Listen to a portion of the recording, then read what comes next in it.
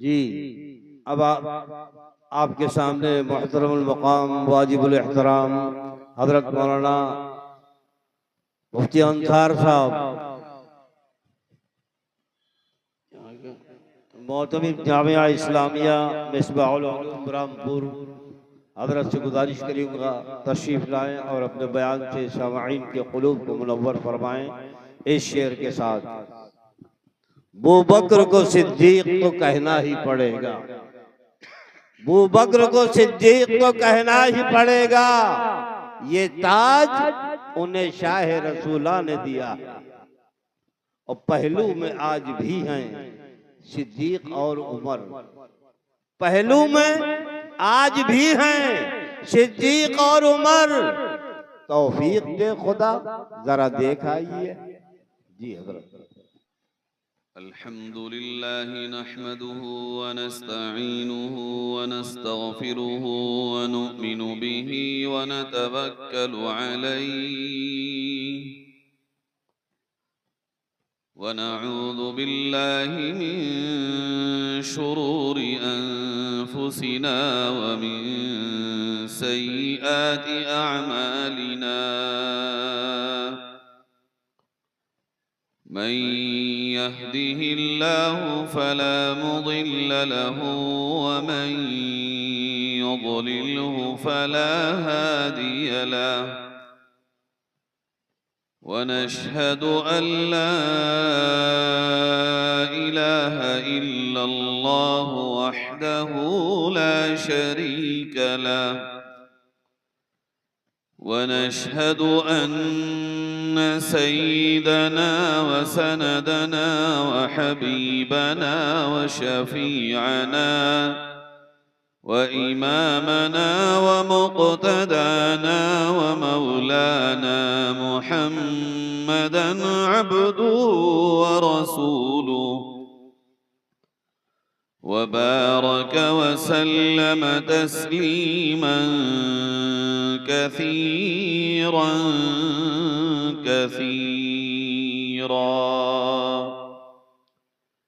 أما بعد فأعوذ بالله من الشيطان الرجيم.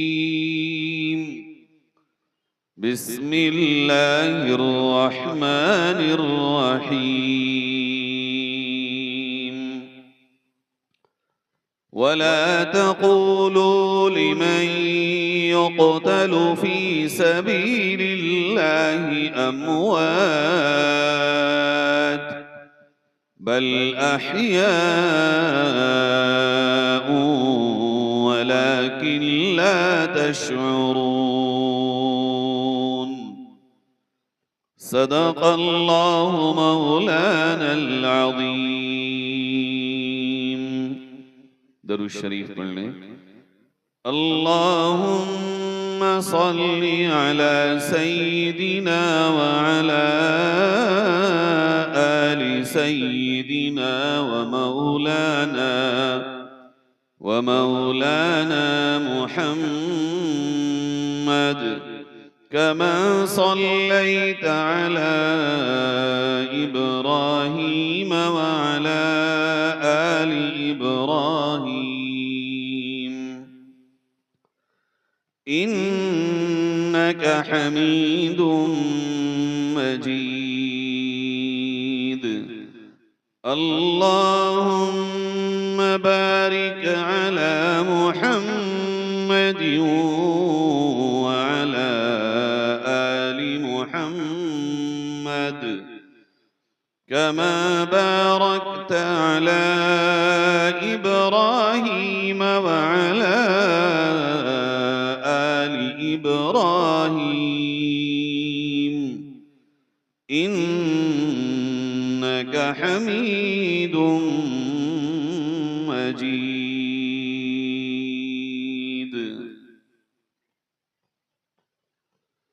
मुअज़्ज़ज़ उलमाए किराम, दीनी ईमानी भाइयों, बुजुर्गों, नौजवान साथियों, पर्दा नशीन माँ और बहनों, आप सबको दिल की गहराइयों से मुबारकबाद है कि आपने अज़मत सहाबा और शुहदाए इस्लाम के उन्वान पर यहाँ अपनी माजी की रिवायत को बरकरार रखते हुए फिर इस दफा भी इस प्रोग्राम को सजाया है। इसके लिए इस कमेटी को खुसूसी तौर पर मुबारकबाद पेश करता हूँ। बहुत सी मुश्किलात और बहुत सख्त मराहिल से इनको गुजरना पड़ा और बाज़ मर्तबा ऐसा होता है कि सहाबा के चाहने वाले, शुहदाए इस्लाम से अकीदत रखने वाले इस तरह की परेशानियों से गुजरते हैं, मगर नतीजा हकीकतन कामयाबी होता है। अल्लाह इस कमेटी के मेंबरान को, अरकान को और जिम्मेदारों को सलामत रखे और आप सब की और हमारी तरफ से जज़ाए खैर अता फरमाए। मेरे भाइयों, ये आपका जो इस वक्त बैठने का अंदाज है, ये सहाबा से मोहब्बत का अंदाज नहीं। हालांकि आपके दिलों में मोहब्बत है, ये मैं जानता हूं। आगे की कुर्सियों को भर लीजिए। सहाबा हर काम में आगे बढ़ा करते थे। उनके लिए तो कुरान ने यूं कहा, अस्साबिकूनल अव्वलीन मिनल मुहाजिरीन वल अंसार। उनकी खासियत यह है वो मुहाजिर हों या अंसार सहाबा हों, आगे बढ़ने वाले थे। वो नेकियों में कभी पीछे रहने वाले नहीं होते थे। और यकीनन आगे आना यहाँ ये जाहिरी अलामत है, मगर सहाबा की मोहब्बत और शुहदाए इस्लाम की मोहब्बत में आगे आना, अल्लाह ने अगर इसी को पसंद कर लिया तो यकीनन यकीनन हम क़यामत में इंशाअल्लाह सहाबा के साथ खड़े होंगे। क्या हैं सहाबा? आइए कुरान से पूछते हैं सहाबा क्या हैं। अल्लाह रब्बुल इज्जत फरमाता है, ये वो हैं, उलाइकल्लज़ीना इम्तहनल्लाहु क़ुलूबहुम लित्तक़वा लहुम मग़फ़िरतुन व अज्रुन अज़ीम। ये वो हैं जिनके दिलों का चेकअप खुद अल्लाह रब्बुल इज्जत ने किया है, और अल्लाह ने चेकअप करने के बाद रिजल्ट बताया कि इनके दिल तक़वे से भरे हुए हैं, और अल्लाह ने इनके लिए मग़फ़िरत का और बहुत बड़े अजर का ऐलान कर दिया। कौन है सहाबा? आइए कुरान से पूछते हैं। कुरान कहता है, वकुल्लन वअदल्लाहुल हुस्ना। सहाबा वो हैं जिन सब के लिए, चाहे कोई एक दिन का सहाबी रहा हो, एक साल का रहा हो, एक सदी का सहाबी रहा हो, एक लम्हे की सहाबियत का मकाम मिला हो, अल्लाह रब्बुल इज्जत कुरान पाक में इरशाद फरमाता है, ये सारे के सारे सहाबा। जानते भी हो सहाबी किसको कहते हैं? जानते हो? हाथ उठाओ। जानते हो कौन है सहाबी? एक आदमी बताए, कोई खड़ा होके, खड़े होइए, बताइए सहाबी किसको कहते हैं? हाँ, इसमें थोड़ी सी मैं और सही तारीफ कर दूं। बहुत अच्छा बताया। ये जागरूकता है, ये बेदारी है। हिम्मत के साथ खड़े होके अगर भाई ने बताया तो ये इनकी मोहब्बत है सहाबा से और दलील है ये। वरना लोगों को पता ही नहीं है मुसलमानों को सहाबी किसको कहते हैं। सहाबी वो है जिसने अपने आका की बहालत ईमान जियारत की हो, चाहे एक सेकंड की जियारत की हो, और ईमान की हालत में उसकी मौत हुई हो, वो सहाबी। अल्लाह कहता है कुरान में, हमने सारे सहाबा से जन्नत का वादा कर दिया। अब कयामत तक किसी की हिम्मत ये नहीं हो सकती कि वो सहाबा को तकसीम कर दे, ये अच्छे हैं और बुरे हैं। अल्लाह ने सब के लिए जन्नत का ऐलान कर दिया, ये सब जन्नती। कौन है सहाबा? कुरान ये कहता है, रज़ी अल्लाहु अन्हुम व रज़ू अन्हु।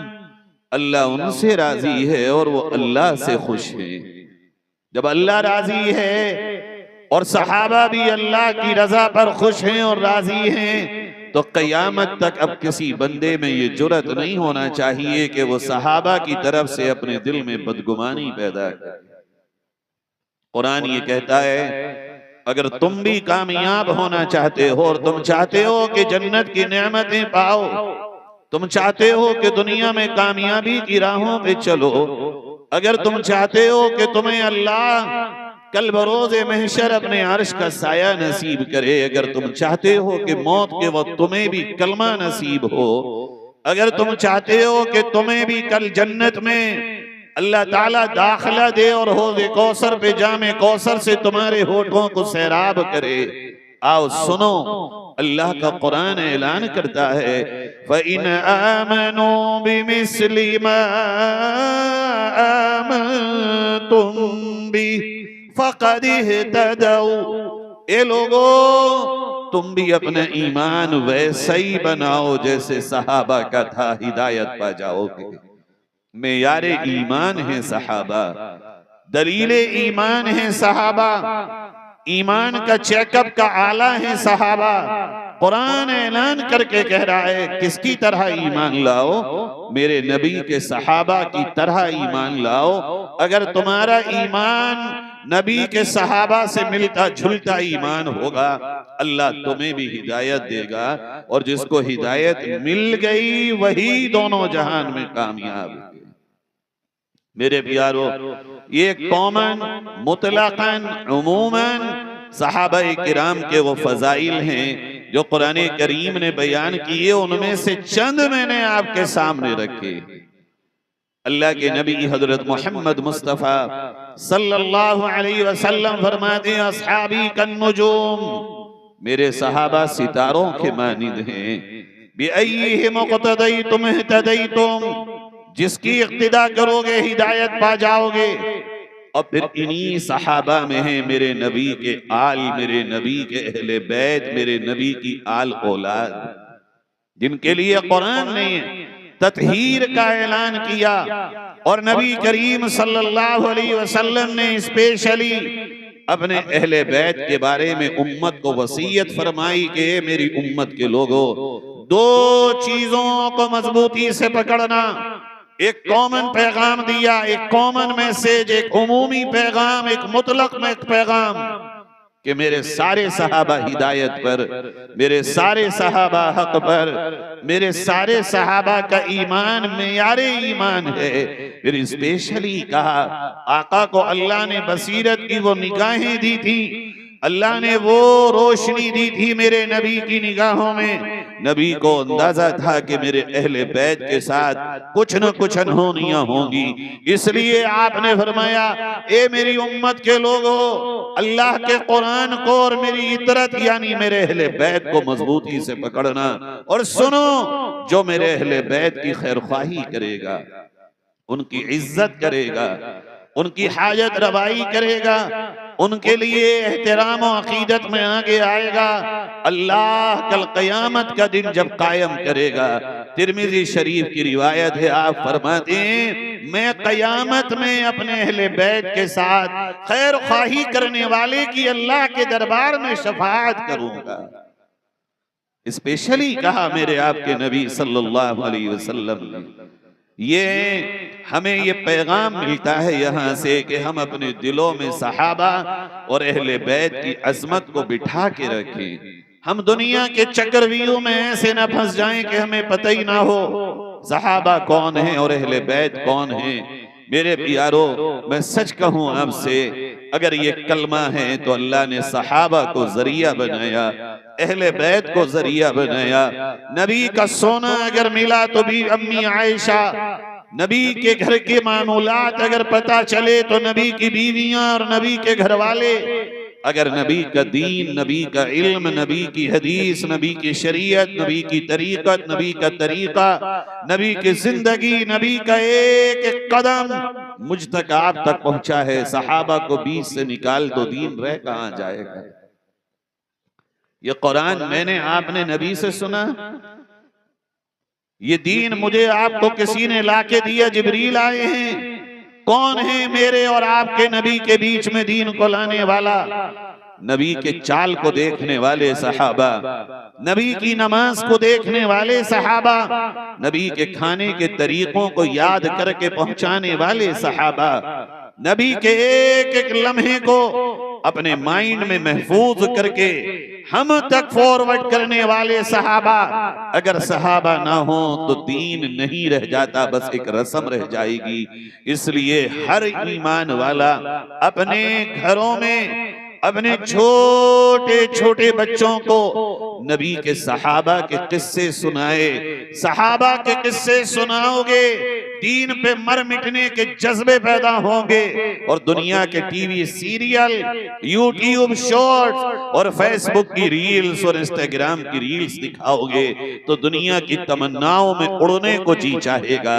मेरे अजीजों, ये दुनिया चंद रोजा है, पता ही नहीं चलता जवानी कब आई, बचपन कब गया, बुढ़ापा कब आया, जवानी कब गई। और यही चलते चलते कब्र के नीचे और ऊपर तख्ते हमारे लग जाते हैं। ये चंद रोजा जिंदगी में अगर हमने एक वो काम जो आने वाली जनरेशन को तैयार करना है, न्यू जनरेशन का डेवलपमेंट है, अगर हम वो करके चले जाएंगे तो आने वाली नस्लें हमें कभी नहीं भुलाएंगी।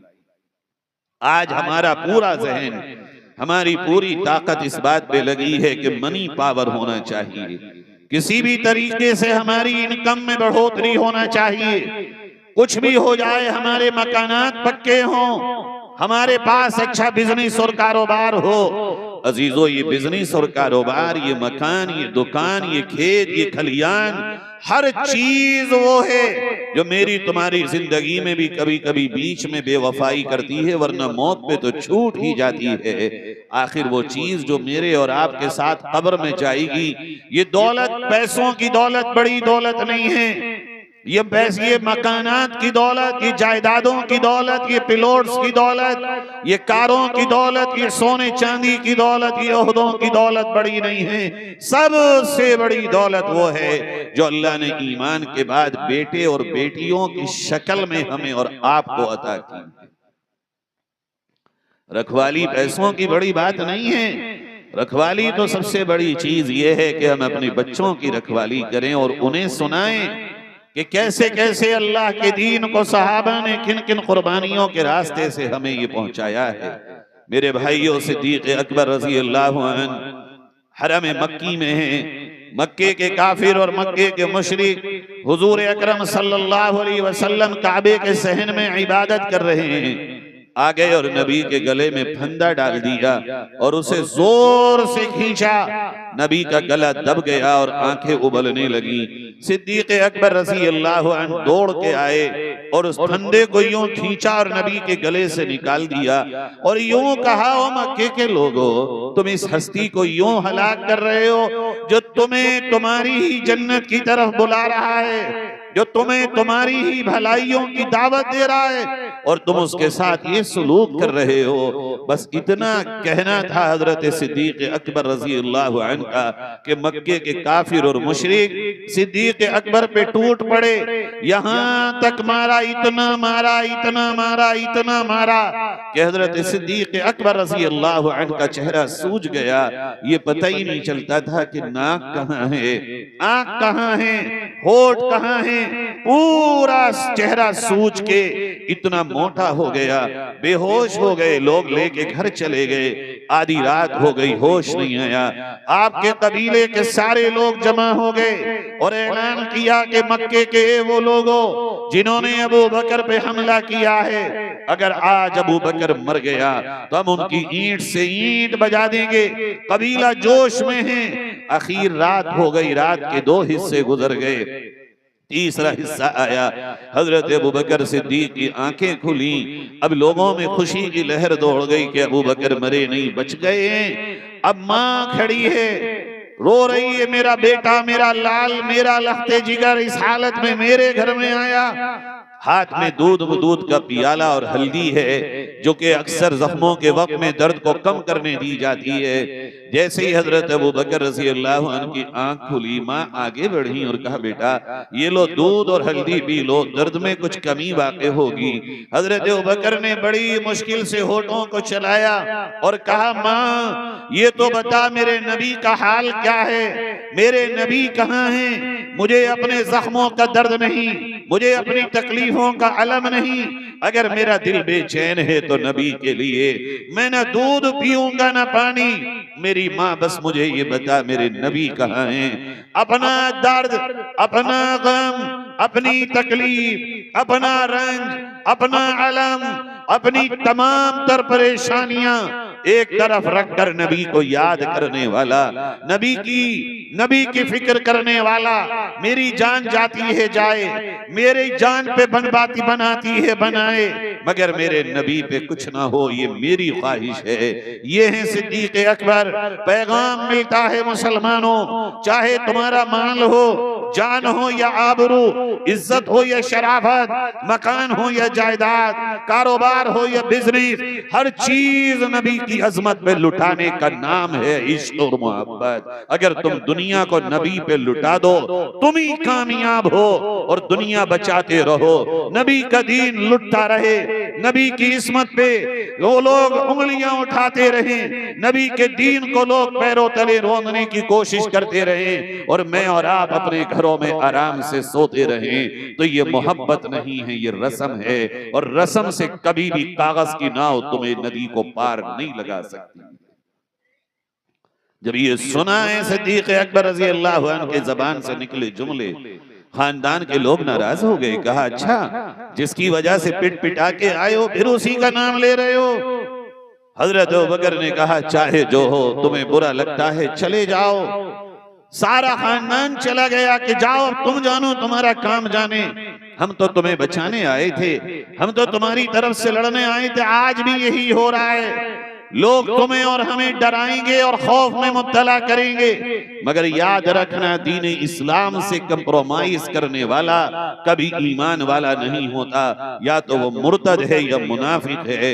इस्लाम की जब बात आ जाए तो ना मेरा माल मेरा, ना मेरी इज्जत मेरी, ना मेरी ताकत मेरी, ना मेरी जान मेरी, मेरी आन भी कुर्बान इस्लाम पर हो, शान भी कुर्बान इस्लाम पर हो, दौलत भी कुर्बान इस्लाम पर हो, मेरी जान भी कुर्बान अल्लाह के दीन पर हो। इसका नाम तो है मोहब्बत और इश्क। अगर ये जज्बे मोमिनों के दिलों में मौजज़न हो तो यकीनन आज भी फिर इस्लाम को मिटाने के जज्बे रखने वाले आने वाले कल में आप अपनी आंखों से देखोगे कि यही कलमा पढ़ के तुम्हारी सफों में मस्जिदों में अजान देने वाले हो।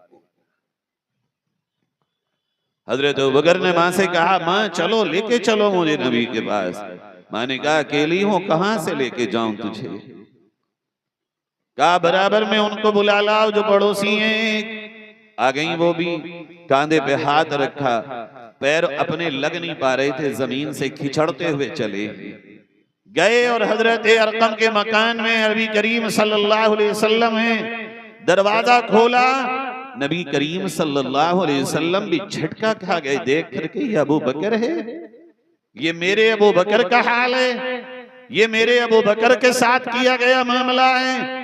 मेरे प्यारो, हजरत अबू बकर रज़ी अल्लाह अन्हु को हुजूर ने गले लगाया और कहा है मेरे अबू बकर क्या किया तेरे साथ मुशरिकों ने, कितनी ज्यादती की है, किस तरह तेरे साथ बदसलूकी की है। कहा आका मुझे अपने दर्दों का कोई गम नहीं है, ये मेरी माँ है अभी तक ईमान नहीं लाई। आका इस माँ के लिए दुआ कर दीजिए, ये भी कलमा पढ़ ले और ईमान कबूल कर ले। आपने हाथ उठाए, अल्लाह ये अबू बकर अपने दर्द, अपने गम और अपने जख्मों में अपनी परवाह किए बगैर तेरे दीन को, अपने तेरे ईमान को अपनी माँ के सीने में चाहता है, इसकी माँ के सीने को ईमान से भर दे। अल्लाह ने नबी की दुआ को कबूल किया और हजरत अबू बकर की माँ वहीं खड़े खड़े कलमा पढ़ के मुसलमान हो गए। मेरे भाइयों, ये कुर्बानी है सिद्दीक अकबर रज़ी अल्लाह अन्हु की, एक झलक मैंने आपको दिखाई है। यूं ही सहाबा नहीं बन जाता कोई, सहाबी नहीं बन जाता कोई। आज भी हमें उसी नक्श पर चलने की जरूरत है और चल रहे हैं लोग। देखो ना फलस्तीन में गज्जा के मुसलमानों को, क्या उनकी दास्तानें और सुबह शाम की उनकी कुर्बानियां आपको सहाबा की कुर्बानियों की याद नहीं दिलाती? वो नन्हे नन्हे बच्चों के चिथड़े होना, वो नन्हे नन्हे बच्चों के टुकड़े हो जाना, वो पेड़ों के पत्तों का खाना, वो प्यास के पानी के न होने से प्यास के कांटों का होठों पे जम जाना, वो पूरे पूरे घरों का टूट जाना, वो जमीन पे मलबे के नीचे बच्चों का दब जाना, एक एक खानदान के 10-10 लोगों के जनाजों का उठ जाना, इन शहादतों का जो ये पूरा एक मंजर है, अगर हम देखें तो हमें नजर आएगा सहाबा भी यूं ही हंसते हंसते अपनी जानों को अल्लाह के लिए कुर्बान करते थे।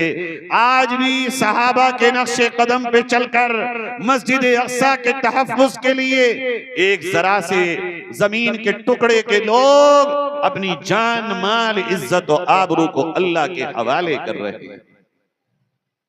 मेरे भाइयों, ये हजरत सिद्दीक अकबर का वाक़या रोनुमा हुआ। उसके बाद अल्लाह के नबी ने अल्लाह से हजरत उमर के लिए दुआ मांगी। मैं कुछ अहम सबक और दर्स आपको दे करके रुखसत होऊंगा। खाली मेरी तकरीर को किस्से और कहानी की तरफ मत लेके जाना। मैं आपसे कुछ चीजें कहने के लिए आया हूं जो अहम नुक्ते हैं। अब नबी सल्लल्लाहु अलैहि वसल्लम देखते हैं कि मक्के की गलियों में बड़ा जुल्म हो रहा है।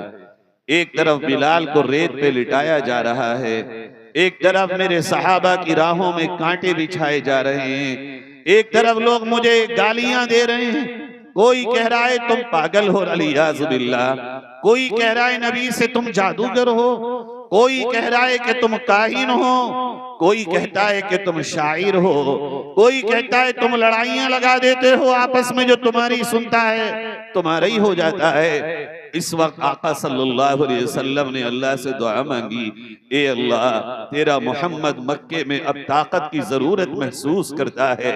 ए अल्लाह ये मैं बागी अब अपनी बगावत में उरूज पर है, एक ताकतवर आदमी तेरे मोहम्मद को चाहिए।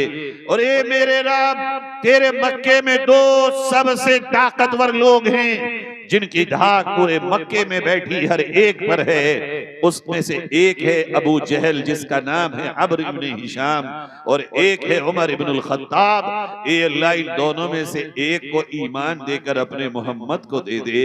और ए मेरे मौला अगर तू ये चाहता है कि मैं अपनी चाहत बताऊं, मेरे परवरदिगार मेरी चाहत है तो मुझे उमर इब्न खत्ताब दे दे। अजीजो यहाँ सबक मिला है हमें और आपको। जब तुम कमजोर पड़ने लगो, जब तुम अकेले महसूस करने लगो, जब तुम्हारा कोई ना हो हामी और चारों तरफ से तुम पे जुल्म के पहाड़ तोड़े जाने लगे, मेरे नबी की सुन्नत तुम्हें ये याद दिलाती है, उन्हीं के लिए ईमान मांगो जो ईमान को मिटाने आए हो। अल्लाह अगर उन्हीं को ईमान देके तुम्हारे सफों का राही बना देगा तो मसला ही खत्म हो जाएगा।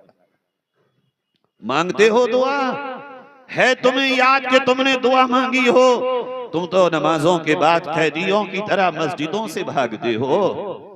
तुम तो जुमे की नमाज में इमाम अगर 5 मिनट की लंबी दुआ करा दे तो कैदी जिस तरह अपने आप में बेचैनी और अजीब गरीब कैफियत महसूस करते हैं वो करते हो मुसलमानों। और अल्लाह के नबी क्या कर रहे हैं? अल्लाह से दुआ मांग रहे हैं। किसके लिए ये दुआ? किसके लिए हो रही है? ये दुआ उसके लिए हो रही है जो मक्के में दुश्मनी में नंबर 1 और नंबर 2 है। तुम भी तो गौर करो, कोई है ना? समझो मेरी बात। कौन है वो जो तुम्हें ललकार रहा हो? जो कौन है वो जो तुमसे कह रहा हो तुम 2 नंबर के हो? कुछ मत कहो, अपने अल्लाह से रात के अंधेरों में सजदों में सर रख के कह दो, अल्लाह बिनी में से किसी को उमर बना दे, हमें भी एक उमर की जरूरत है। जाने किसके आंसू गरम गरम धरती पे गिरें और अर्शे मुअल्ला पर कबूल हो जाएं, और इनमें से किसी एक या 2 की हिदायत का अल्लाह के यहाँ फैसला हो, और वो फैसला इस मुल्क की तकदीर को बदल जाने वाला होगा। तुम में जितनी ताकत है अपने मौला से मांग के तो देखो। अब 10 बजे उठने वालों, रात को 2 बजे सोने वालों, तुम्हारी तो अल्लाह ही खैर रखे। तुमसे अपने आने वाले कल और फ्यूचर की हिफाजत और सेफ्टी के लिए रातों को उठा न जाए और कहो कि हमारे साथ गलत होता है, तो गलत के अलावा फिर क्या होना चाहिए? यहाँ हमें सबक मिलता है कि तुम अल्लाह से मांगो अपने दुश्मनों की हिदायत जो तुम्हें मिटाने आए हो। 2 हो तो 1 मांग लो, 3 हो तो 2 मांग लो। अल्लाह दे देना हमें, अल्लाह ने दिया है। काबे को पासबा मिल गए सनम खाने से, मिले नहीं हैं। तातारियों ने इस्लाम की जड़ों को काट के रख दिया था। अल्लाह ने लड़की एक उनके घर में भेजी, एक लड़की जो बांधी और गुलाम बन के गई है, पूरी पूरी काया पलटने का बाइस बन गई है। अल्लाह ने पलटा है मेरे अजीजों इस मुल्क में। जब अकबर ने दीन इलाही का ऐलान किया कि दीन इस्लाम खत्म, एक नया दीन लॉन्च किया जो आजकल सऊदी अरबिया का प्रिंस ऐलान कर रहा है, मोहम्मद बिन सलमान के हम एक मॉडर्न दीन लेके आएंगे। ये दूसरा अकबर आया है इस दुनिया में जो कहता है मॉडर्न दीन लाएंगे। इस जालिम को ये पता नहीं, इससे पहले भी एक मॉडर्न दीन का मुल्क हिंदुस्तान में ऐलान हुआ था और वो बादशाह को सजदा जायज करार दिया गया था। अल्लाह ने क्या किया, एक मुजद्दिद अल-फसानी रहमतुल्लाह अलैह को खड़ा किया।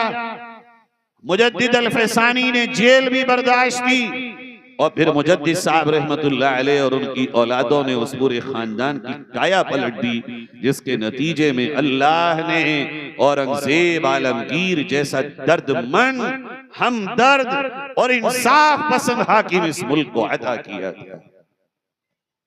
पलटी है दुनिया मांगने और कोशिश करने से।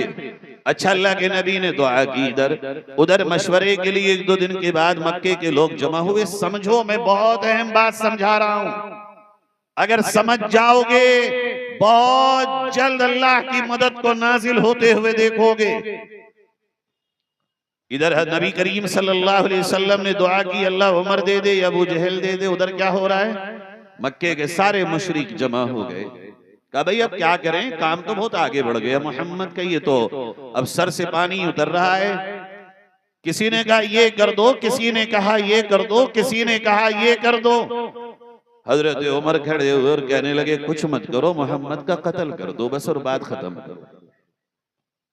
इधर मांगी है दुआ और इधर ये कह रहे हैं कि मर्डर कर दो और कत्ल कर दो। सारे खुश हो गए कि हाँ बहुत अच्छी बात कह रहे हो तुम, मगर करेगा कौन, ये घंटी बांधेगा कौन अपने गले में। सबने कहा उमर ये तुम ही कर सकते हो। कहा मैं करूंगा।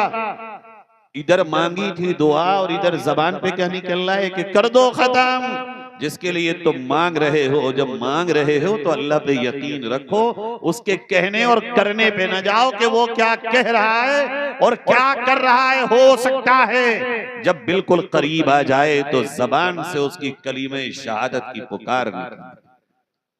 खौफ में हो, मायूसी में हो, इस्तिराब में हो, तुमने सहाबा की किस्से पढ़ना छोड़ दिए इसलिए डिप्रेशन में हो और दुनिया तुम्हें डिप्रेस कर रही है। चल दिए नंगी तलवार लेकर। रास्ते में एक सहाबी मिले, देखा कहां जा रहे हो? कहा आज मोहम्मद का काम तमाम करने जा रहा हूं। का पहले अपने बहन बहनोई की खबर लो, घर को तो देखो, घर में ही तुम्हारे नबी की गुलामी दाखिल हो गई। मुड़े और बहन के घर गए, दरवाजा खटखटाया, अंदर घुसे और सीने पे चढ़ के बैठ गए और मुक्के मार मार के नाक, पेशानी और सर से खून निकाल दिया। बहन बचाने आई तो हाथ मारा, बहन की नाक पे लगा और खून निकला। बहन ने तड़प के कहा उमर जिस खत्ताब के बेटे तुम हो, मैं भी बिन्तुल खत्ताब हूँ, उसी की बेटी हूँ। याद रखो तुम मार मार के हमारी जान निकाल लो। ये तो हो सकता है जिस्म का एक एक कतरा निचोड़ लो, ये नहीं हो सकता कि मोहम्मद की गुलामी को कल्ब से निकाल दो। मेरे प्यारो बस ये सुनना था। उमर इब्ने खत्ताब नरम पड़ गए। नरम थोड़ी पड़ गए, ये तो अल्लाह का निजाम चल रहा है। चले थे कहीं और, मोड़ दिया कहीं और अल्लाह ने। चाहते थे कुछ और चला वो जो अल्लाह ने चाहा। कहा मेरी बहन क्या पढ़ रही थी, मुझे दिखाओ। कहा ना, पहले नहा के आओ।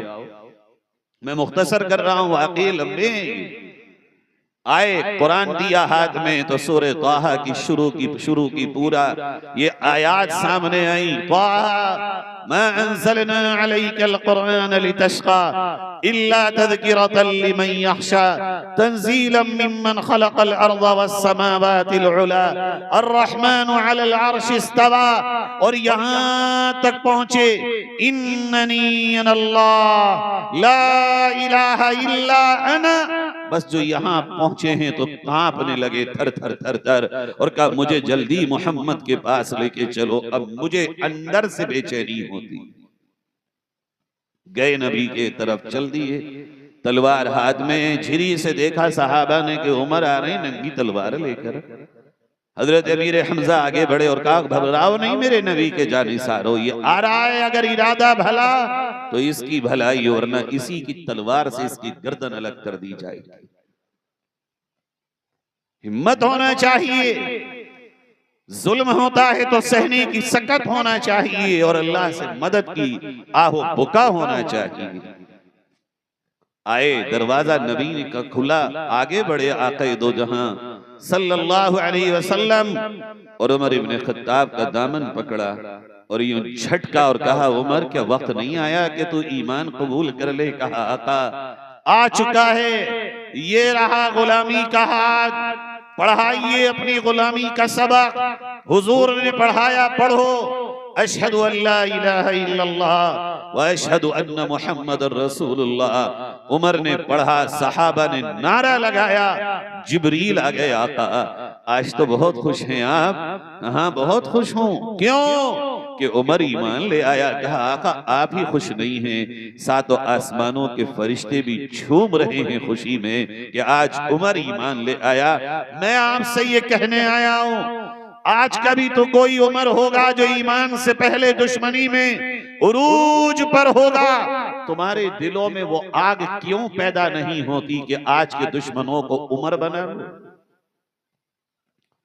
क्यों तुम इसके लिए कोशिशें नहीं करते कि आज भी तुम्हारे पास अल्लाह इस तरह उमर को भेज दे? मगर याद रखना आएगा तलवार लेके, याद रखना बीच में किसी की हजामत भी बना सकेगा वो, खाली मिठाई और फूल के गुलदस्ते लेके नहीं आएगा, मगर तुम्हारे पास आते आते वो तुम्हारा होगा। ये अल्लाह का वादा है। वो यूं कहता है वक़ाल रब्बुकुम उदऊनी अस्तजिब लकुम व इज़ा सअलक इबादी अन्नी फ़इन्नी क़रीब उजीबु दावतद दाई इज़ा दआन। ए मेरे बंदो मुझसे मांगो, मैं तुम्हारे सबसे ज्यादा करीब हूँ। मांगो, मुझे पुकारो तो सही, मैं तुम्हारी पुकारों को कबूल करूंगा। वनहनु अक़रबु इलैहि मिन हब्लिल वरीद, मैं तो तुम्हारी शहरक से ज्यादा तुम्हारे करीब हूँ। आओ तो जरा मेरी तरफ, तुम आते ही कहाँ हो? मेरे भाइयों, ये हमें सहाबा और नबी की जिंदगी से आज के पुरआशोब माहौल में सबक मिलता है। बात आगे चलती है। हजरत उमर इब्ने खत्ताब रजी अल्लाह अन्हु, अभी बहुत तफसील से मौलाना ने बताया, मैं सिर्फ शहादतों को बताऊंगा। एक उन्वान मेरा मुकम्मल हुआ अज़मत सहाबा। अब मैं शुहदाए इस्लाम की तरफ चलता हूँ। यह आता है एक मौका ग़ज़वा-ए उहद का। पहले ये समझिए कि शुहदाए इस्लाम की शहादत है क्या? शहादत कहते किसको हैं? फरमाया शहादत कहते हैं अल्लाह के कलमे को बुलंद करने के लिए, अल्लाह की रजा के लिए अपनी जान को अल्लाह के हुजूर पेश कर देना। इलाए कलीमतुल्लाह के लिए शहादत यानी अपनी जान दे देना। हमें तो ये लगता हमारे दिलों में तो जान बचाने के सिवा कोई है ही नहीं। अल्लाह बचा ले, अल्लाह बचा ले, यही दुआएं हो रही हैं रात दिन। अल्लाह कबूल कर ले, ये दुआ हो रही है। सहाबा का सबसे बड़ा शौक शहादत था। जंगे बद्र हो रही है, सफ़ें लग चुकी हैं, दो छोटे छोटे बच्चे आ गए, नाबालिग हैं और एड़ियों के बल खड़े हो गए। नबी ने कहा तुम तो छोटे हो। काका छोटे दिखने में तो लग रहे हैं, मगर वार हमारे देखना।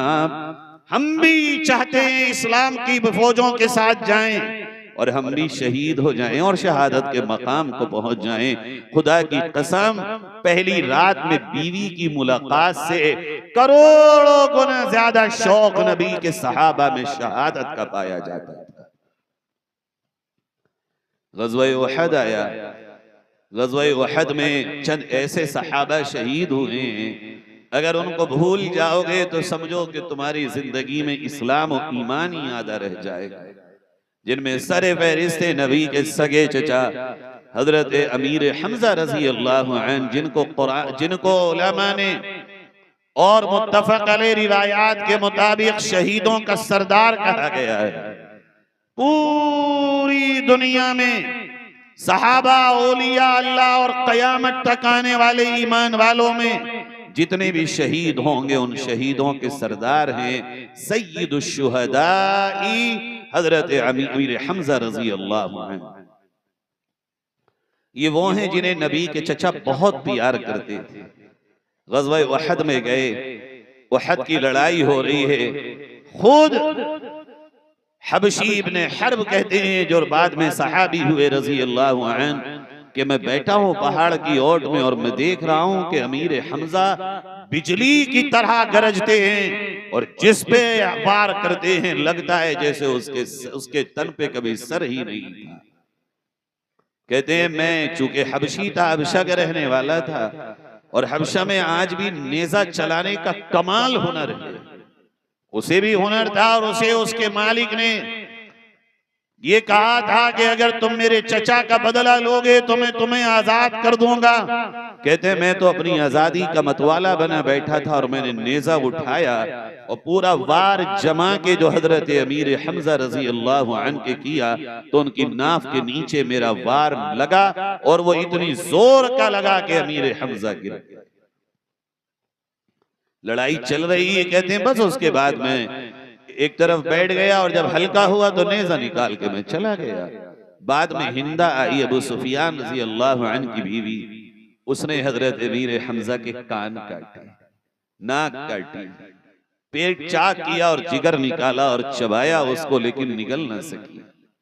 मेरे अजीजों, ये हुआ है इस्लाम के लिए। ये ना समझो जो कलमा तुम पढ़ते हो ये खाली मीठे हलवे की तरह और खाली ढोल तमाशों से काम बनने वाला इस्लाम था। इस तरह की कुर्बानियां दी गई हैं इस्लाम के लिए।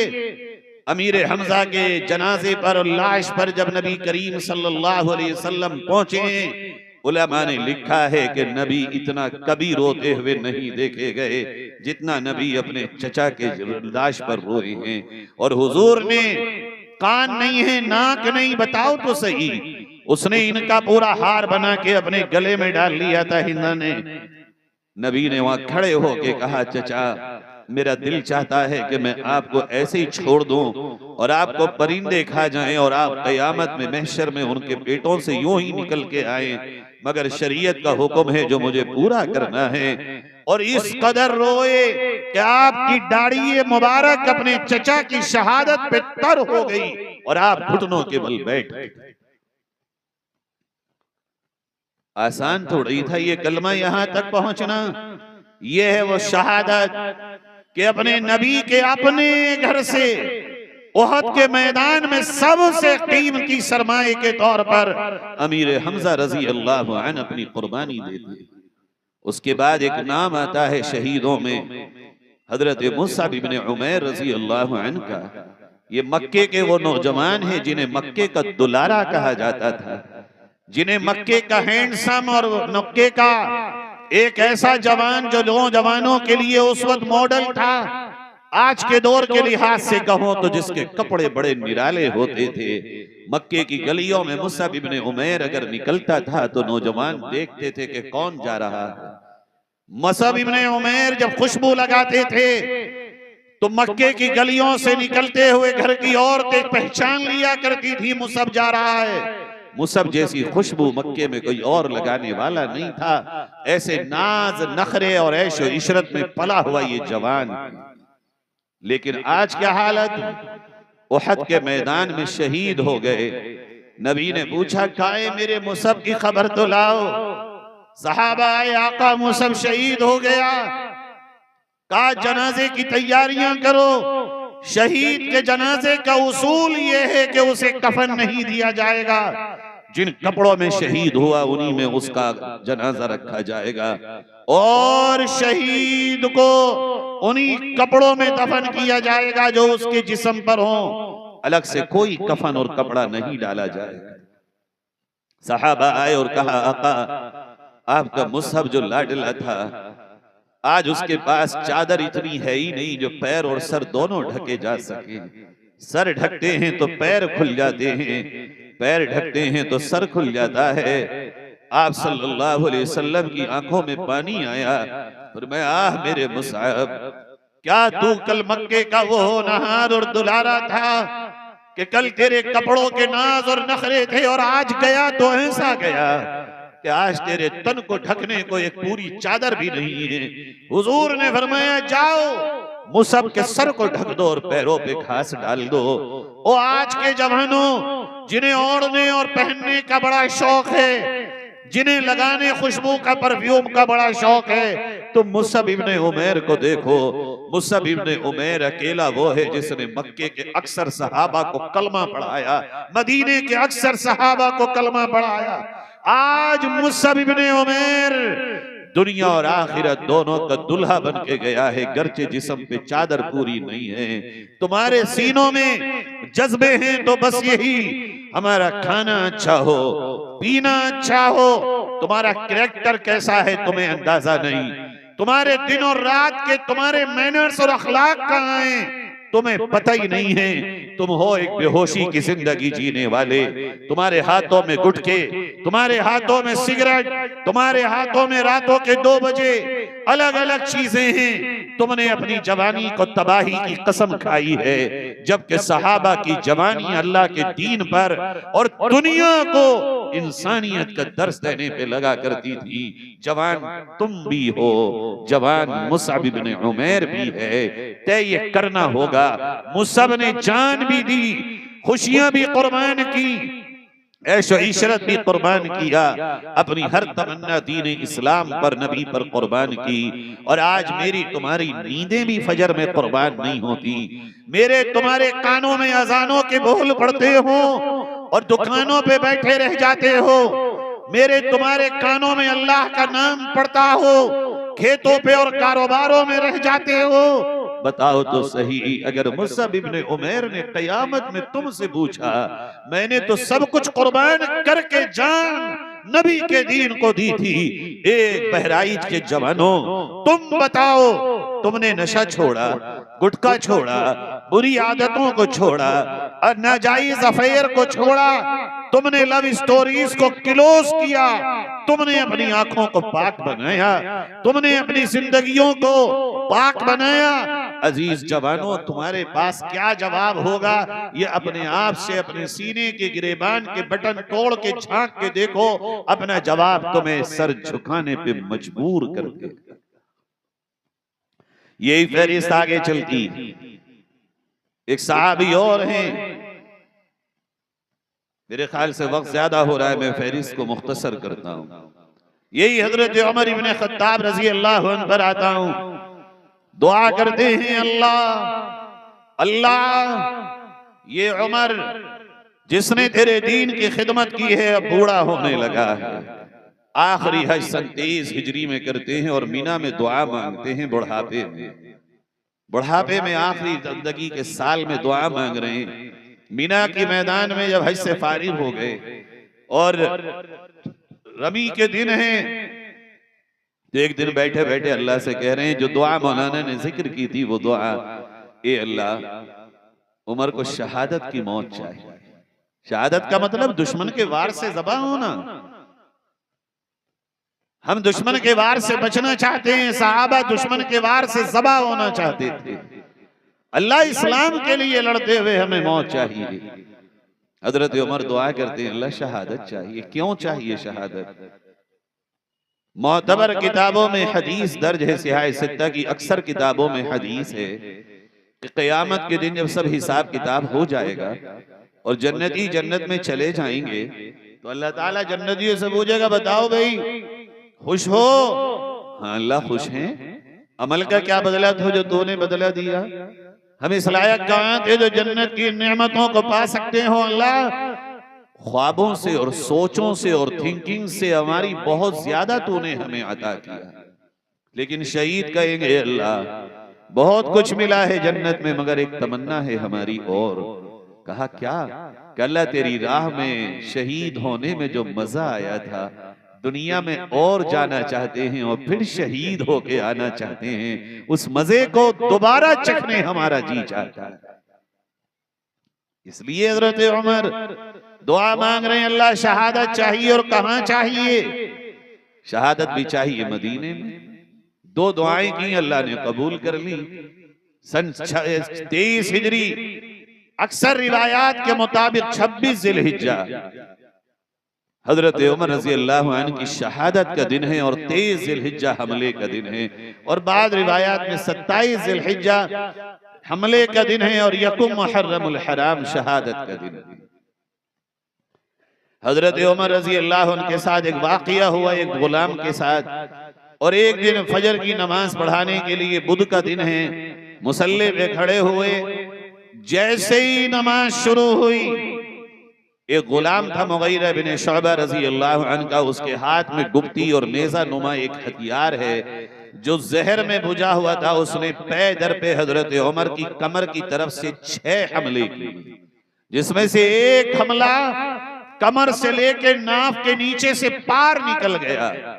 जरा गौर करना मेरे नुक्ते पर जो मैं कहने चला हूं। हजरत उमर ने आगे जो जख्म पार हो गया था उस पे हाथ लगाया और पीछे जख्मों पे हाथ लगाया और मेहराब में नबी की बैठ गए और अब्दुर्रहमान इब्ने औफ से कहा, आगे आओ, नमाज पूरी करो। गोया हजरत उमर ये कह रहे हैं, उमर की जिंदगी की कीमत वो नहीं है जो इस्लाम में नमाज की है। मेरा खून बह रहा है, बहने दो, मगर नमाज नहीं टूटेगी, नमाज पूरी करो। हालांकि उमर इब्ने खत्ताब का मकाम वो है कि निकालो के बीच में से तो इस्लाम 50% रह जाए। बैठ गए। मेरे अजीजों, अब्दुर्रहमान इब्ने औफ आगे आए और नमाज पूरी कराई और फिर घर लेकर के गए हैं। प्यारे भाइयों और बहनों, जरा ये तो बताओ, थोड़े थोड़े बहानों पे नमाजों को छोड़ते हो। ये एक तरफ उमर इब्ने खत्ताब का बहता हुआ खून हो और ताजा जख्म में दर्द कितना होता है, तुम्हारी उंगलियों में फांस और जरा सा कट लग जाए तो अंदाजा होगा। लेकिन हजरत उमर रज़ी अल्लाह अन्हु वहीं बैठे रहे, खून बहता रहा, नमाज पूरी हुई। हमें पैगाम मिलता है, शादी हो या बियाह हो, खुशी हो या गम हो, तकलीफें हो या मसरत के पैगाम हो, ए मोमिनो, तुम्हारी नमाज किसी हाल में भी न छूटे। यही एक चीज है जो मोमिनों में और काफिरों में फर्क पैदा करती है। घर ले जाया गया, यहां तक के बेहोश होने लगे। हकीम आए, दवा दी गई, जख्म से बाहर निकल गई। फिर हजरत उमर ने बेटे अब्दुल्ला इब्ने उमर से कहा, बेटे अब बचने की हालत है नहीं, मेरी एक तमन्ना है, माँ आयशा के पास जाके पूछ के आओ, अगर इजाजत देने तो मेरे मरने के बाद तुम मुझे दफन नबी के पहलू कदमों में कर। हजरत अब्दुल्ला इब्ने उमर गए और जाके कहा, अम्मी आयशा, अब्बा की हालत बहुत खराब है, बचने की उम्मीद अब बिल्कुल नहीं रही। हकीमों ने और डॉक्टर्स ने जवाब दे दिया है। अब्बा ने पूछवाया है कि उनका दिल चाहता है, तमन्ना है कि अपने आका के साथ दफन हो जाएं, जहां आका हैं वहीं उनकी कब्र बन जाए। अगर आप इजाजत दें तो मैं दफन हो जाऊंगा, ना दें तो मुसलमानों के कब्रिस्तान में दफन हो जाऊंगा। अम्मी आयशा ने रोते हुए फरमाया, अब्दुल्ला, तेरे अब्बा का मेरे शौहर के साथ जो ताल्लुक था वो मैं जानती हूँ।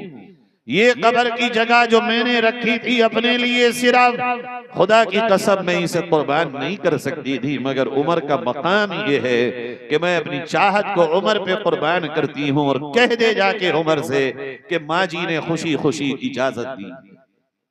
हजरत अब्दुल्ला इब्ने उमर आए, खुशखबरी सुनाई, जोश में उठ के बैठ गए, फिर लेटे और कहने लगे, फुस्तु व रब्बिल काबा, अल्लाह की कसम मैं कामयाब हो गया कि मुझे नबी के हुजरे में कब्र की इजाजत मिल गई। बेहोश हो गए। हजरत अब्दुल्ला इब्ने उमर ने अपने रान पे हजरत उमर के सर को रखा, होश आया तो हजरत उमर कहते, बेटे मेरा सर जमीन में रख दे। अब्दुल्ला इब्ने उमर हिचकिचाने लगे, कहा अच्छा अब हम बीमार हैं और जख्मी हैं तो अब हमारा बेटा भी हमारी बात नहीं मानेगा। कहा बेटे जमीन पर रख दे। जमीन पर सर रखा गया, फरमाया देख मेरी बात सुन। जी अब्बा जी। कहा जब मेरी रूह निकल जाए जाके मेरे जनाजे को नबी के हुजरे के बाहर रखना, फिर दोबारा इजाजत मांगना ताकि कयामत तक कोई ये ना कह सके उमर ने हुकूमत के जोर पे और ताकत के जोर पे जगह ली थी मां आयशा से, अगर मां इजाजत दे तो दफन करना, ना दे तो जनाजे को जन्नतुल बकी ले जाना। और फिर अपनी दाढ़ी को पकड़ा और अपने गालों को जमीन पर रगड़ रगड़ के कहने लगे, ए मेरे रब अगर तूने उमर की मगफिरत न की तो उमर हलाक हो जाएगा। ए रब्बा मगफिरत कर दे, मगफिरत कर दे। इतने में हजरत अली आ गए। कहा उमर क्या कर रहे हो? कहा अली बहुत डर लग रहा है, मैं समझता था बहुत बहादुर हूँ, लेकिन जब कब्र सामने है तो लगता है जैसे दामन मेरा खाली है और लगता है कि अल्लाह के आगे क्या पेश करूंगा मैं। हजरत अली ने कहा उमर घबराओ नहीं, मैंने अपने कानों से सुना है अबू बकर व उमर फिल जन्ना, तुम जन्नत में नबी के साथ होगे, घबराओ नहीं। हजरत उमर ने कहा अली तुम कयामत में गवाही दोगे? कहा मैं भी दूंगा, मेरा बेटा हसन भी देगा। और यही कहते कहते हजरत उमर की रूह निकल गई। प्यारो ये तमन्ना जो उमर ने की है तुम भी करो, अल्लाह तुम्हारे जान माल वक्त को दीन इस्लाम के लिए कबूल कर ले।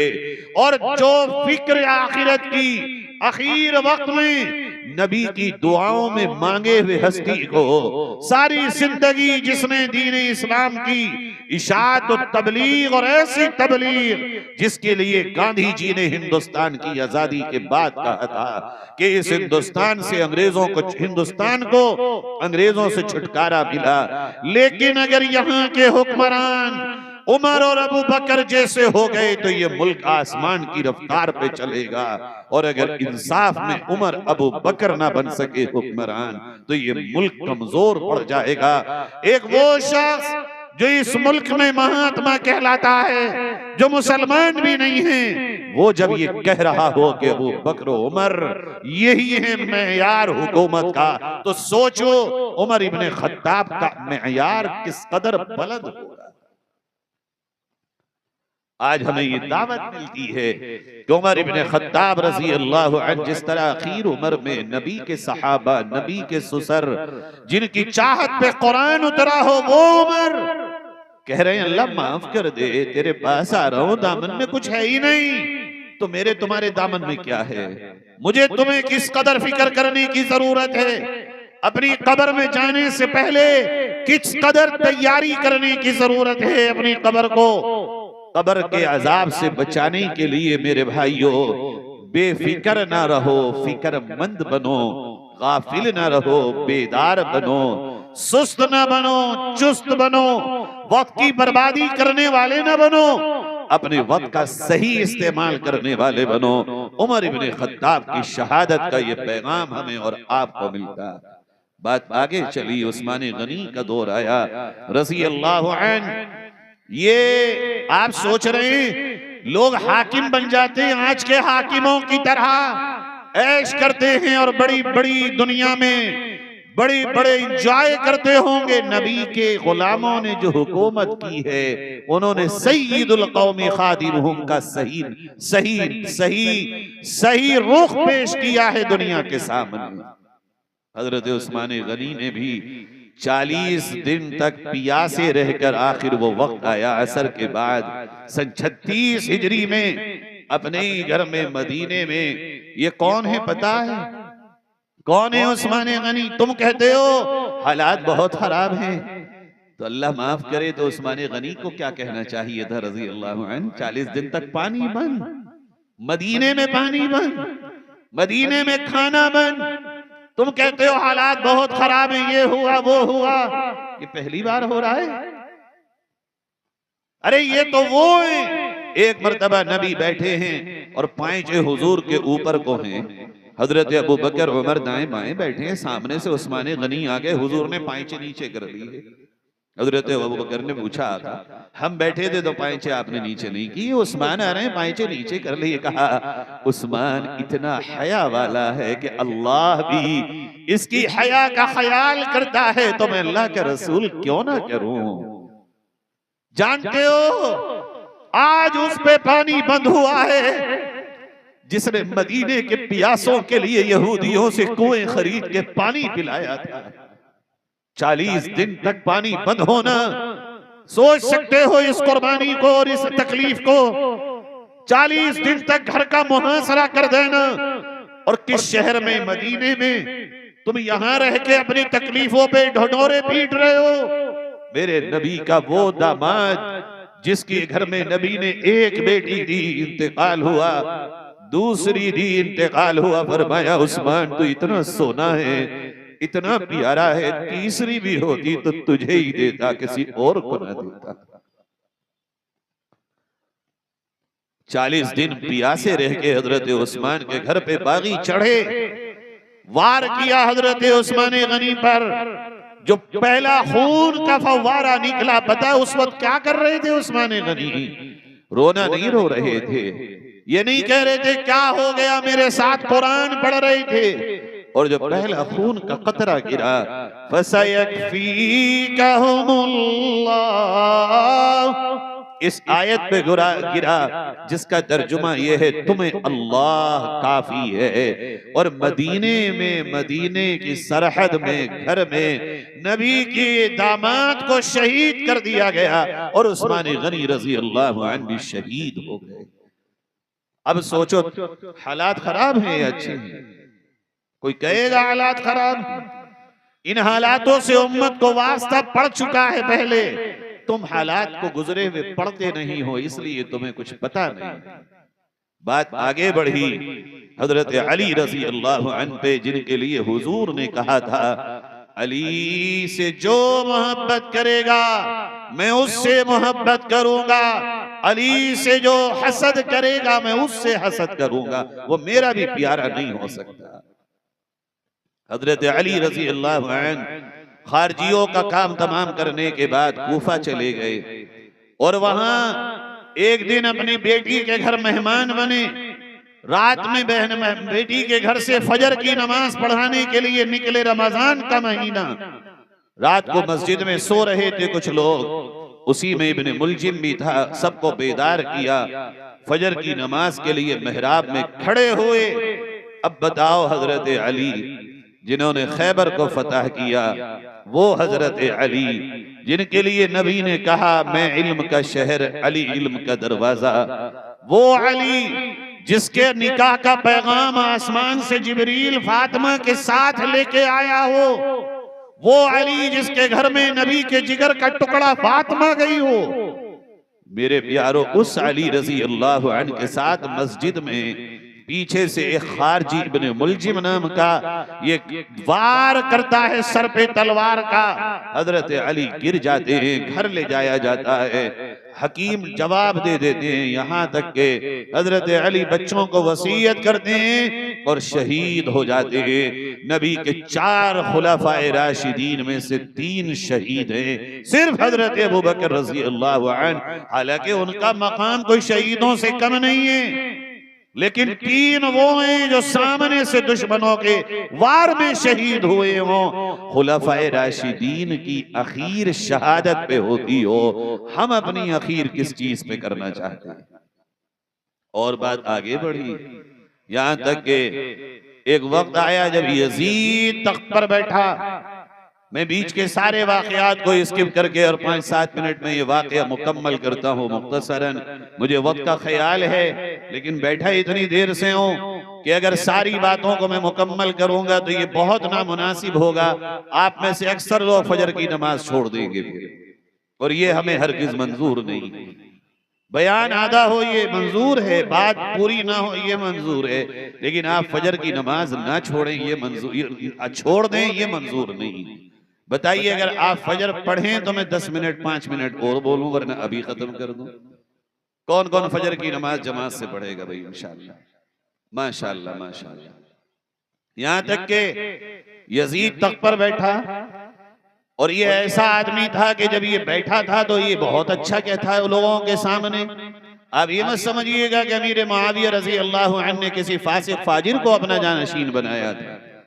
जब तक इसके गलत और इसके बुरे आमाल सामने नहीं थे लोगों के सामने, यानी सहाबा के सामने, ये बड़ा अच्छा था, किरदार इसका बड़ा अच्छा था। लेकिन जब ये तख्त पे बैठा और चंद ही दिनों में इसने अपने बालों पर निकाले, दुनिया यजीद को कुछ कहती हो मगर हमारा दिल उसे अच्छा कहने गवारा नहीं करता। जाने वो कौन लोग हैं जो उसकी तारीफ करते होंगे, हमें तो यजीद के नाम से कभी मोहब्बत नहीं होती। इसलिए हम सुन्नियों में कोई भी शख्स कभी अपने बच्चों का नाम यजीद नहीं रखता। ये बैठा और इसने अपने चंद गवर्नर इस तरह के मलऊन किस्म के लोग बनाए, जिनमें इब्ने जियाद भी है और दीगर और गवर्नर्स हैं जो बड़े मलऊन किस्म के लोग थे, जिनके दिलों में ईमान नहीं था सिवाय सख्ती के और बदमाशी के। वाकया यूं हुआ कि कूफा के लोगों ने बहुत सारे खुतूत हजरत हुसैन रज़ी अल्लाह अन्हु को लिखे कि हजरत आप आइए मक्का कूफा आ जाइए मदीना मुनव्वरा से और हम आपको अपना हाकिम बनाएंगे। ये हाकिम तो बड़ा बुरा है, बड़ा जुल्म करता है, शराब आम हो रही है, लोग शराब पीने लगे, जुआ खेलने लगे, आप तो नबी के नवासे हैं, हजरत आप जिंदा हैं और दीन लुट रहा है, आप आइए। यहां तक के 7,000 खत हजरत हुसैन के पास पहुंच गए। हजरत हुसैन मक्का आ गए। मक्के में मशवरा हुआ, सहाबा ने कहा हमें कूफा वालों पे भरोसा नहीं, आप मत जाइए। हजरत हुसैन ने खत दिखाए कि लोग कसमें खा रहे हैं, कह रहे हैं कि आप आइए, और जब दीन के लिए मसला है जाने का तो जाना चाहिए मुझे। फरमाया अभी मत जाइए। मशवरे से तय हुआ कि आप अपने चचाजाद भाई हजरत मुस्लिम इब्ने अकील को भेज दीजिए। हजरत मुस्लिम गए, वहां लोगों ने हाथों हाथ लिया, लेकिन 2-4 दिनों के बाद ही सारे कूफे वालों ने गद्दारी की और हजरत मुस्लिम इब्ने अकील के साथ धोखा किया, यहाँ तक के गवर्नर कूफा के हवाले कर दिया और उसने फिर हजरत मुस्लिम इब्ने अकील रज़ी अल्लाह अन्हु को शहीद कर दिया। इस शहादत से पहले जो 3 या 4 दिन हजरत मुस्लिम इब्ने अकील के बहुत अच्छे गुजरे, उन्हीं दिनों में उन्होंने हजरत हुसैन को खत लिखा कि भाईजान कूफा के लोग बहुत अच्छे हैं, ये तो बाहर निकल आए हैं इस्तिकबाल के लिए, आप बिल्कुल चले आइए, कूफा का माहौल बिल्कुल कंफर्टेबल है आपके लिए, आप आइए और यहाँ काम किया जाएगा।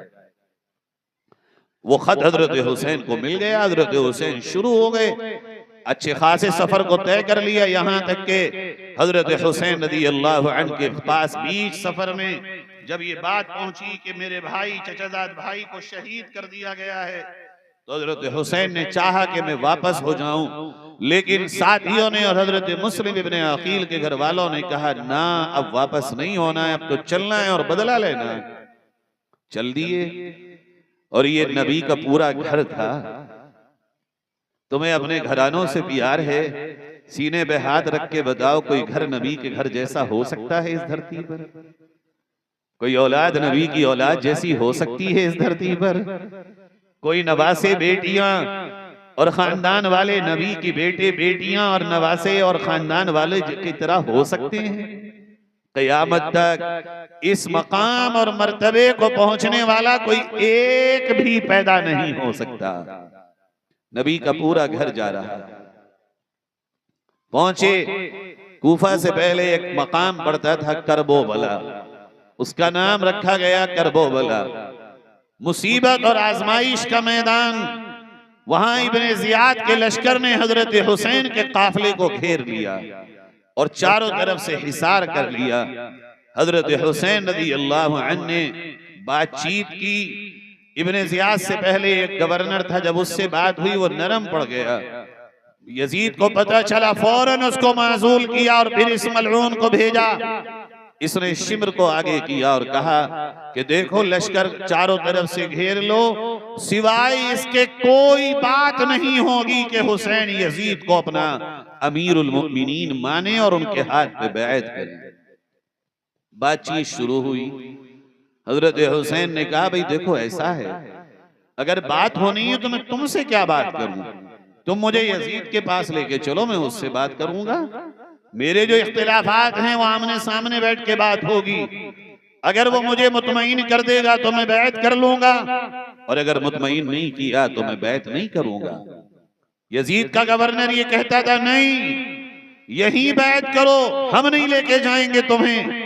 कहा ठीक है, अगर ये नहीं कर सकते हो तो मुझे इस्लामी सरहदों पे छोड़ दो, मैं जिहाद करूंगा, लेकिन मैं बैत तो नहीं कर सकूंगा इस तरह उसके हाथ पे, जब तक के मेरे मामलात और मेरे सवालात पूरे ना हो और जवाब ना मिले। कहा नहीं, ये नहीं हो सकता। हजरत हुसैन ने कहा फिर क्या हो सकता है? कहा फिर जंग होगी। हजरत हुसैन ने कहा होगी तो फिर होगी, अपने नाना के दीन के लिए हुसैन अगर कुर्बान होता है तो हो जाए, मगर उसूलों से समझौता कभी नहीं किया जाए। एक तरफ लश्कर है, रात हुई, हजरत हुसैन रज़ी अल्लाह अन्हु ने ईशा की नमाज पढ़ी और सो गए। अचानक रात के आखिर हिस्से में भगदड़ मची। हजरत हुसैन रज़ी अल्लाह अन्हु के चचाजाद भाई ने जगाया कि भाई जान उठिए, फौजियों की तादाद बढ़ गई और लगता है कि हमला होगा। हजरत हुसैन ने कहा भाई थोड़ी देर और न उठाता। कहा क्यों? कहा नाना जान ख्वाब में आए थे, मुलाकात हो रही थी। कहा क्या कह रहे थे नाना जान? कहा नाना जान ये कह रहे थे हुसैन तुझे लेने आया हूं। हुसैन घबराना नहीं, थोड़ी सी देर है तेरी मेरी मुलाकात होगी, थोड़ी देर और मुझे सोने देते आप। कहा चलो उठो। देखा तो लश्कर बढ़ चुका था। फजर की नमाज हुई, उसके बाद हजरत हुसैन बाहर निकले तो औरतों की हल्की सी रोने की आवाज बढ़ी। हजरत हुसैन अंदर गए और कहा तुम नबी की बेटियां हो, नबी की घरवालियां हो, नबी के घर की बच्चियां हो, तुम्हें ये ज़ेब नहीं कि तुम नोहा करो, तुम्हें ये ज़ेब नहीं कि तुम यहाँ मातम करो, तुम्हें ये ज़ेब नहीं कि तुम आवाजों से रो। हमारी जाने अगर नाना जान के दीन पे कुर्बान हो तब भी तुम्हें ज़ेब नहीं कि तुम चीख चीख करके रो, आवाजें मत निकालना, सब्र करो। हजरत हुसैन घोड़े पे सवार हुए और हजरत हुसैन ने वो तकरीर की कि मैं सच कहता हूं आपसे, अगर कोई ये कहे कि भाई ये बातें वो लग रही हैं जो मुहर्रम के मौके पे कोई और करता है तो किसी और का कोई ठेका है हजरत हुसैन पे? खुदा की कसम जितना हम हजरत हुसैन को मानते हैं, सही मायना में कोई मान तो ले। जो सही रिवायात की रोशनी में आले रसूल और आले बैत अतहार से हमारी अकीदत है वो कोई सुन तो ले। गलत फहमियां हैं लोगों में कि हम अहले बैत से प्यार नहीं करते। हजरत हुसैन रज़ी अल्लाह अन्हु ने एक तकरीर की और ये कहा कि कूफा वालों में आया नहीं हूं, तुमने मुझे बुलाया है। और एक एक खत निकालते और कहते कहां है ये आदमी? जिसका नाम आता वो पीछे हट जाता। कहा क्या तुमने मुझे नहीं बुलाया? ए कूफा वालों, क्या तुम ये नहीं जानते हो कि मैं हुसैन इब्ने फातिमा हूं? क्या तुम ये नहीं जानते हो कि मैं मोहम्मद का नवासा हूं? ए कूफा वालों, क्या तुम भूल गए मेरे नाना ने कहा था हुसैन से जो प्यार करेगा वो मुझसे प्यार करेगा। ए कूफा वालों, क्या तुम भूल गए मेरे नाना ने मेरे लिए सजदे को लंबा कर दिया था? ए कूफा वालों, तुम भूल गए मेरे नाना ने अपने खानदान के लिए वसीयत की थी कि इनका ख्याल रखना। आज तुम मेरा साथ छोड़ रहे हो। बहुत से लोगों ने तलवारें फेंक दी हजरत हुसैन की तकरीर के बाद और वापस चले गए, मगर एक बड़ी तादाद थी मलूनों की जो वहां खड़ी रही। उसके बाद वहां के लश्कर के मलऊन जिम्मेदार ने कहा कि इसकी बातों में ना और नऊज़ु बिल्लाह नऊज़ु बिल्लाह नऊज़ु बिल्लाह लियाज़ु बिल्लाह। शिमर ने पुकार के कहा ए कूफा वालों, ये हुसैन मुसलमान नहीं मुर्तद है, नऊज़ु बिल्लाह, इसकी बातों में ना आओ। हजरत हुसैन ने फिर कहा ओ जालिम, तू किसे मुर्तद कहता है? तू अपने आप से बेवफाई कर रहा है और धोखा कर रहा है। मैं मोहम्मद सल्लल्लाहु अलैहि वसल्लम का नवासा हुसैन इब्ने अली हूं। तुम मुझे कहते हो कि मैं इस्लाम से फिर गया। गर्ज ये के बात होती रही, लश्कर तैयार हो गए दोनों तरफ। हजरत हुसैन ने अपने एक बूढ़े सहाबी को भेजा, कहा जाइए चचा ये आगे बढ़े, और एक यजीदी लश्कर का आगे आता, ये बूढ़े सहाबी यूं झपट के वार करते कि 20 फौजी यजीदी उन्होंने ढेर कर दिए। शिमर ने जोर से कहा, अरे क्या देख रहे हो, ये हुसैन का लश्कर का वो सिपह सालार है, एक एक होके जाओगे सबको जबाह कर देगा, एक साथ हमला करो। उन बूढ़े सहाबी पे यजीद की फौजों ने एक साथ हमला किया, वो जमीन पे गिर गए। हजरत हुसैन आगे बढ़े, चचा मुझे माफ करना, आज जान देने के सिवा नबी के खानदान के पास कोई चारा नहीं है। उन्होंने जोर से कहा, बेटे सामने से मुंह तो हटा दे, मुझे आसमानों पे तेरे नाना का मुस्कुराता चेहरा नजर आता है। और ये कहते हुए दुनिया से रुखसत हो गए। उसके बाद हजरत हुसैन के चचाजाद भाई आगे बढ़े, वो बढ़े, भतीजे आगे बढ़े, और उन्होंने शानदार मर्दानगी के साथ यजीद के मलऊनों का मुकाबला किया। यहां तक के फिर उनको चारों तरफ से घेरा और उन पे वार किए। उन्होंने आवाज दी, चचा। जो आवाज उन्होंने लगाई हजरत हुसैन को तो जमीन कांप उठी। हजरत हुसैन दौड़ के पहुंचे तो उनकी भी रूह निकल चुकी थी। फिर हजरत हसन के बेटे बढ़े, दोनों बेटे हजरत हसन के वो भी शहीद हो गए। फिर हजरत हुसैन के भाई मोहम्मद बढ़े, वो भी शहीद हो गए। यहां तक के एक के बाद दीगरे शहीद होते रहे।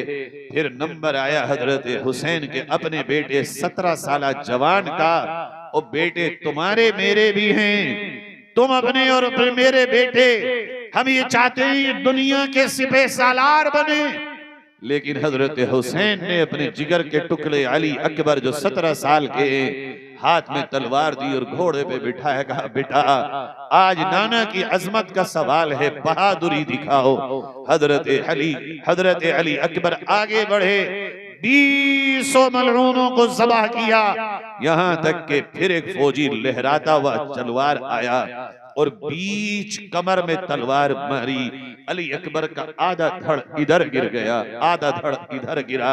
हजरत हुसैन दौड़ के पहुंचे, धड़ को उठाया और बराबर में खेमे के टीले पे ला के रखा और माथे को चूमा और कहा, बेटे ये ना सोचना कि तेरे बाबा को तुझसे प्यार नहीं, आज नाना के दीन की अजमत का सवाल था। आज हमारे लिए कुर्बानी के सिवा कोई चारा नहीं। ए अली अकबर, मुझे तेरा खेलना और हंसना याद है, मुझे तेरा दौड़ना भी याद है। अनकरीब हम और आप इकट्ठे होंगे। और फिर उसके बाद हजरत हुसैन ने देखा एक नन्हा सा दूध पीता बच्चा अली असगर अंदर से प्यास से चीख रहा है। हजरत हुसैन ने उसे हाथों में लिया, आयु हाथों में उठाया और कहा, ए लोगों, तुम्हारी जंग मुझसे है, लड़ाई मुझसे है, जंग मैं कर रहा हूं। ये मासूम बच्चे से क्या दुश्मनी है? थोड़ा सा पानी इस बच्चे को लेने दो, मैं इसे पानी पिला दूं। एक बदबख्त मलऊन और मनहूस एक आगे बढ़ा और उसने यूं तीर लगाया और वो नन्हे से बच्चे के गले में जाके लगा। हजरत हुसैन के हाथ में अपना बेटा, खून का फव्वारा छूटा। हजरत हुसैन ने अपने लबों में, अपने हाथों में खून भरा और आसमान की तरफ उछाला और कहा, हे अल्लाह, तेरे मोहम्मद के घर वालों के साथ आज क्या हो रहा है? अल्लाह, मैं इस पर भी राजी हूं जो तेरा फैसला है, मैं हर हाल में उस पे राजी हूं। उसके बाद हजरत हुसैन ने अपने बड़े बेटे के पास इसको भी रखा। अंदर गए, कहा वो संदूक लाओ जो मेरा है। संदूक दिया गया। हजरत नबी करीम सल्लल्लाहु अलैहि वसल्लम की दस्तारे मुबारक अपने सर पे रखी। अपने बाबा जान अलीउल मुर्तजा रज़ी अल्लाह ताला अन्हु की तलवार तलवार जुल्फिकार अपने हाथ में ली, घोड़े पे सवार हुए। ये जोहर का वक्त आ चुका है, नमाज पढ़ी और फिर मुकाबला हुआ। एक तरफ से हजरत हुसैन गाजर मूली की तरह काटते जा रहे हैं, काटते जा रहे हैं, यहां तक के असर का वक्त आया। हजरत हुसैन ने आसमान की तरफ मुंह उठाया, देखा कि सूरज गुरूब होने को है। आवाज दी कि वो लोगों जो मुझे इस्लाम से फिरा हुआ कहते हो, तुम तो इस्लाम को मानते हो, नमाज इस्लाम का फरीजा है। ओ लोगों, थोड़ी देर के लिए जरा ये जंग बंद कर लो, उसके बाद लड़ाई होगी। न मैं कहीं जा रहा हूं, न तुम कहीं जा रहे हो। तुम भी नमाज पढ़ो, मैं हुसैन भी नमाज पढ़ लूं। उधर से मलऊनों की आवाज आई, हुसैन नमाज तुम्हें पढ़नी हो पढ़ो, हम जंग नहीं रोकेंगे। याद रखना, नमाज के वक्त में बहाने बनाने वालों, तुम उस लश्कर के साथ खड़े होते हो, और अपनी हर काम को छोड़कर नमाज पढ़ने वालों, तुम करबला के हुसैन के साथी बनते हो।